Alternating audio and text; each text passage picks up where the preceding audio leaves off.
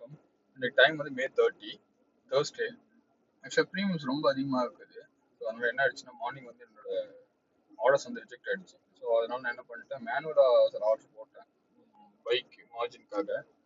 So அது என்ன ஆயிடுச்சு அப்படின்னா, இதில் வந்து நம்ம எக்ஸ்ட்ரா வந்து 350 தான் லாஸு. ஒரு 1131 வந்து லாஸில் இருக்குது. 1200 வந்து நமக்கு லாஸில் இருக்குது. ஸோ இந்த 1000 எக்ஸ்ட்ரா லாஸ் வந்து ஜஸ்ட் ஒரே ஒரு ஆப்ஷன் வந்து பை பண்ணதுனால மார்ஜின் டிக்ரீஸ் பண்ணுறதுக்கு. ஸோ மார்க்கெட் ரொம்ப வளர்ச்சியாக இருக்கிறதுனால ப்ரீமியம் ரொம்ப அதிகமாகிடுச்சு. ஸோ நான் சொன்ன மாதிரி 80 இருந்த போது நான் கேல்குலேட் பண்ணியிருந்தேன், ஆனால் அது பத்தலை. ஸோ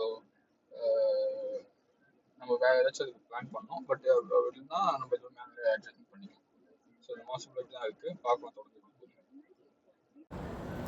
டைம் வந்து 11:25 ஆகுது. நமக்கு வந்து இன்றைக்கி பார்த்திங்கன்னா ஒரு 1364 வந்து லாஸ் புக் ஆகிடுச்சு. ஷூன்யாவில் பார்க்குறோம் 1054 இருக்குது. ஸோ அந்த 300 எங்கேருந்து வந்துச்சுன்னு பார்த்தீங்கன்னா, அந்த 300 வந்து நம்ம மேனுவலாக போட்ட பைலேருந்து நமக்கு கொஞ்சம் ப்ராஃபிட் கிடச்சிருக்கு.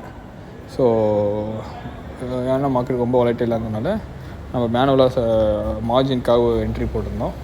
அந்த என்ட்ரி நமக்கு ப்ராஃபிட் வந்து நம்மளோட ஓவரால் வந்து கொஞ்சம் இதுவாக ஒழிஞ்சிச்சு.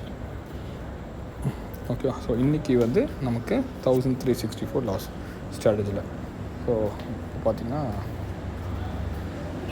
69,176. ஸோ இதான் வந்து நமக்கு இந்த மாதம் ஆரம்பத்தில் இருந்துச்சு, அங்கேயே தான் இருக்கும் நம்ம.